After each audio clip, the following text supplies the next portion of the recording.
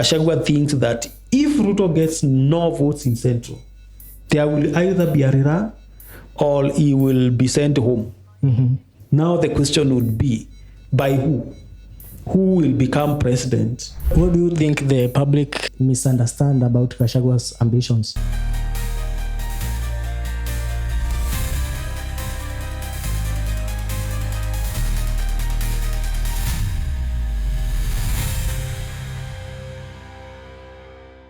This is the Political Oracle, a segment of the Talk Chat podcast. Welcome as we take a look at Gashagua's political move. My name is 𝐊𝐿𝐴𝐽𝐿 and with me is Dr. Michael Ndonye. Karibu sana daktari. Asante. So, according to you daktari, is Gashagua positioning himself as Ruto's successor or is he fighting him from within? Okay, thank you. I think we are all aware that Gashagua now is not fighting from within because he already out. He is out of government. At the same time, yes, it can be he is fighting within. We don't know how many of Gashagua's people are in government. So he could be fighting him also from within. We have seen people coming out and trying to follow the Gashagua's script of exposing President Ruto's secrets and that kind of a thing. You said that the president is irredeemably corrupt and that State House is a crime scene. There is also something that the impeached deputy president, Rigathi Gachagua, said. Kenyans are really wondering because when you are talking in these big terms, they don't understand.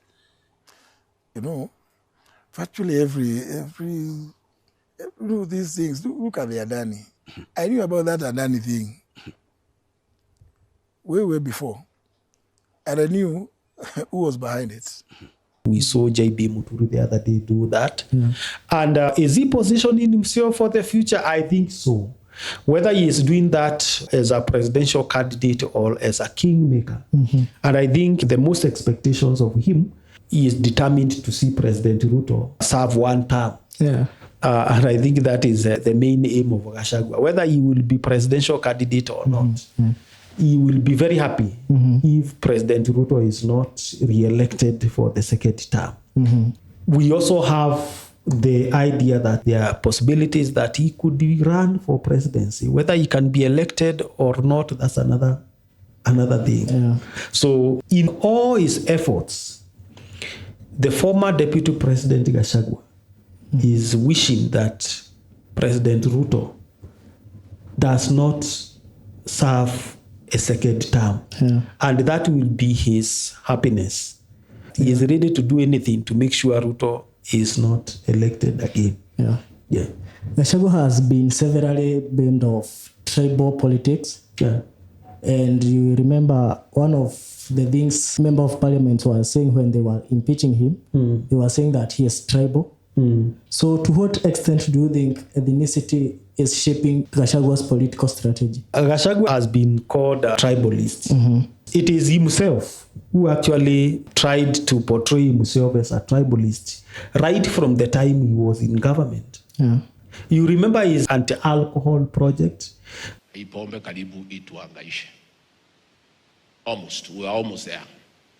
Especially sisi watu ya region hii ya Mount Kenya na hapa Nairobi, karibu tupate shida. Watoto wetu vijana walikuwa wanauziwa sumu ikisemekana ni pombe. Wanalala kwa mitaro. Wengine wameoa wasichana wazuri, wanalala chini ya kitanda, msichana hako juu ya kitanda. We are almost losing an entire generation. Which people started complaining, why is it that he is only taking it to Central? Murima. Why is it that even when he was in government, he would say things like Usiguze Murima? Okay. Because he seemed to be a central deputy president more than a deputy president for the whole country. So he positioned himself and his interest as if he was elected only for the Mount Kenya people. So even when fellow politicians were saying he is a tribalist, that was not far from truth. He has positioned himself as so. Rigathi Gachagua was always concentrated on Central. In fact, it's as if he realized without Central, Ruto would not have been elected as president. And for him to make sure Ruto is not elected as president in 2027, Gashagua thinks that if Ruto gets no votes in Central, there will either be a rerun or he will be sent home. Now the question would be, by who? Who will become president and beat Ruto by being elected by Central alone? I don't think there is a possibility of that. But it is something for us to continue debating. But at the end of it, I think, unless he changes his stance, those who are calling him a tribalist, they are right.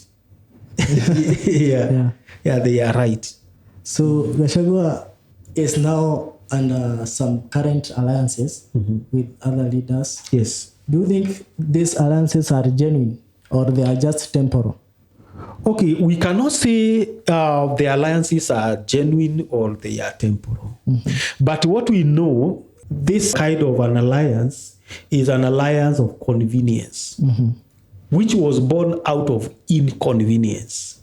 Who are members of the alliance is Gashagua. He is there because he is out of government. If Gashagua was not outside government, he would not be in that alliance. We have Kalonzo Musyoka, because Kalonzo Musyoka is not in government and his coalition was beaten by Ruto. Martha Karua the same. She was the running mate for Raila Odinga. They were defeated by... So all these are conclaves of bitterness. We also have JB Muturi, who is not in government. He was the first Attorney General for President Ruto's regime. He was later transferred to the CS, Public Service, and later he was kicked out. He is a bitter man. We also have the likes of Kijana Wamalwa, a bitter person. Malala, a bitter person. It's a conclave for bitterness. Matiang'i. Then Matiang'i was defeated. He was to be a very big person if Raila Odinga won. And you remember he had presidential aspirations before 2022, and he was told, together with others, to shelve their political ambitions so that they make sure Raila becomes president. He is also a bitter person. But that is how oppositions are formed. They are not doing the wrong thing. So they are bitter with the government. They want to offer an alternative government to Ruto's regime. So are they going to stay like that? Yes and no. It depends on how they are going to agree. If they are going to say we are going to be bowed by our bitterness till the end, then they will have a very big force against President Ruto's regime. If they are going also to be interfered with, because as I said, President Ruto is with Raila Odinga. These are not political greenhorns. They know how to play the game. And they have already started playing the game. I think even this movement which is being formed by Raila Odinga, oh, now I am going out as an opposition, now I want to run in 2027. It is meant actually to destabilize the opposition which has already been formed. Because ODM is usually an official opposition. ODM is in government. Immediately Raila Odinga comes out and says, I will be presidential candidate. That conclave, Gashagua's conclave, will dismantle. Because there are people there who think that without Raila Odinga, they cannot be relevant. And I see them. I cannot mention, but you can see they are there. Who thinks that if Raila is going to be on the ballot, I can seek relevance through Raila Odinga. And they are there. You think Karua will be there? Do you think if Raila Odinga says he will be in government, do you think Mother Karua will still remain there? This is her brother. Her brother from long time ago. Kalonzo Musyoka is not her brother. JB Muturi is not her brother politically. Gashagua has never been her brother politically. So Mother Karua is just in that conclave because Raila Odinga has not come out. That is how it will dismantle. You are not likely to see the likes of Malala still there. Although Malala is the Secretary General of Gashagua's party. Maybe he can stay because he's a young person. But most of the people you are seeing will never remain there. Ruto knows that. Raila knows that. They know how to destabilize that. It is time that this opposition start doing in looking and asking themselves, all the people we have here, are they here because of convenience?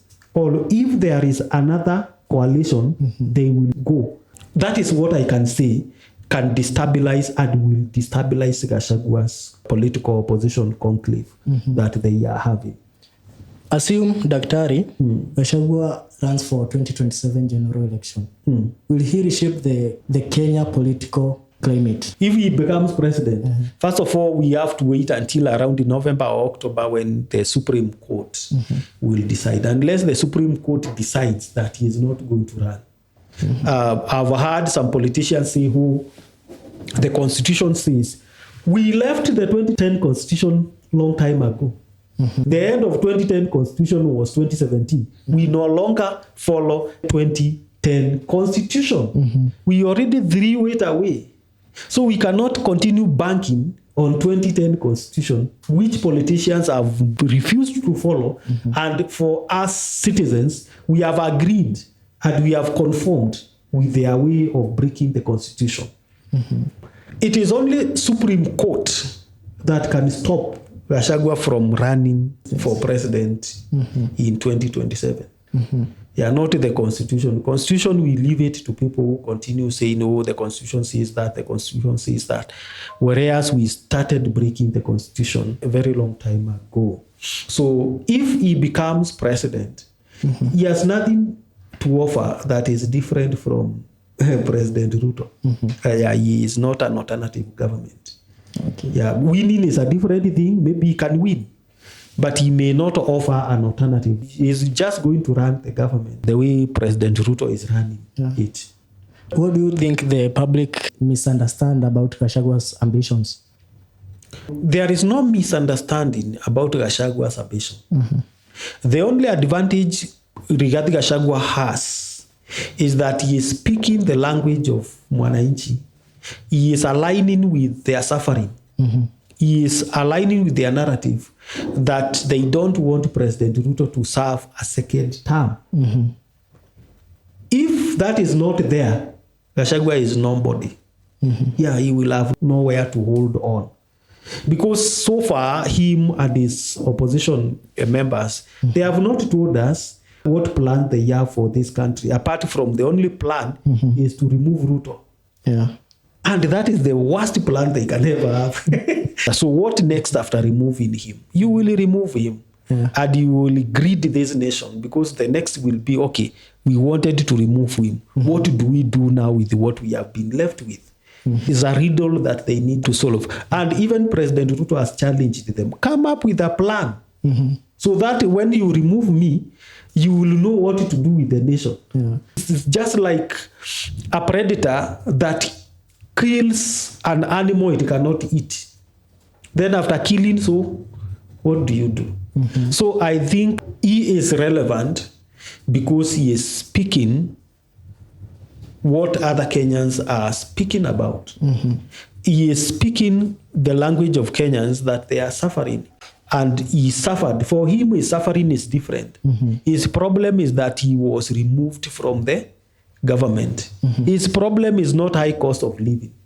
I don't think he has that problem. He has money. His people are eating. So his problem is not high cost of living. But he is speaking that language that we want to remove Ruto. Wananchi are saying we want to remove Ruto. That is the only thing that Gachagua is having. There is no misunderstanding whatsoever. I remember you saying the Gen Z will greatly shape the 2027 general election. Is Gachagua aligning with that fact? No. Gachagua has not aligned with the Gen Zs. In fact, Maraga has aligned with the Gen Zs more than Gachagua. I think if Wanjakoya also comes on board, he will align more with the Gen Zs more than Gachagua. Gachagua has not spoken the language of Gen Zs. Gachagua has produced the narratives for the Gen Zs to use in their social media. Ataenda one term. Sema one term. Wewe William Ruto. Wewe Kasongo.